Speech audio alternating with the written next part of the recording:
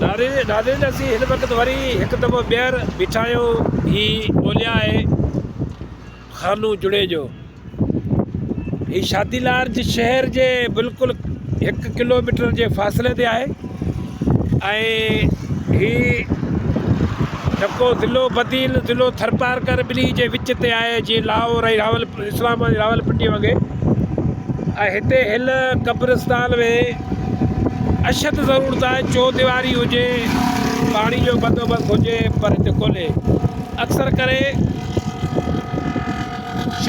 वॾनि शहरनि में वॾा जेके शहर आहिनि या जेके देहात आहिनि या जेके ॻोठाणा आहिनि, पंहिंजो अहिड़ो आख़िरी आराम गाह जे लाइ पंहिंजी जॻह वठी छॾींदा आहिनि ऐं उहो वठी पोइ हुन में पंहिंजा जेको तदफ़ीन वग़ैरह कंदा आहिनि। सो ही शादीलार जा शहर जा ग़रीब माण्हू या मिस्कीन माण्हू या अहिड़ो जी क़ब्रिस्तान में हिते जेको दफ़न कनि था।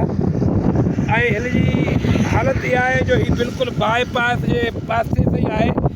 हीउ थरकुल जो मेन रोड वञे पियो।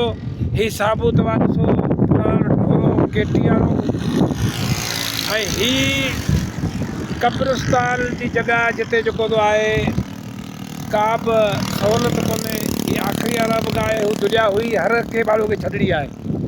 सो हिते अशद ज़रूरत आहे, चौदीवारी हुजे, हिते पाणी जो बंदोबस्तु हुजे ऐं हिते जा माण्हू वीचारा जॾहिं अचनि था तॾहिं पंहिंजो पाणी पाण खणी था अचनि।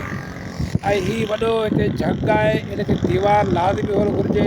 हीअ केटी शादीदार जे पासे बि आहे ऐं उमेदु करियूं था त हिन ते ज़रूरु डिप्टी कमिश्नर बदील, डिप्टी कमिश्नर बिठी, अगरि जे ॿिन्ही शहर में लॻे थो, जो टाउनूं आहिनि या म्यूनिसिपल आहिनि या के फलाही इदारा आहिनि जेके कमु कनि था, उमेदु करियूं था त इहो ज़रूरु इन जी का जेका थींदी आहे, हिन जी जेका मालिकी थिए, चौदीवारी अचे त हीअ जेके आख़िरी आराम गाह अची त पंहिंजो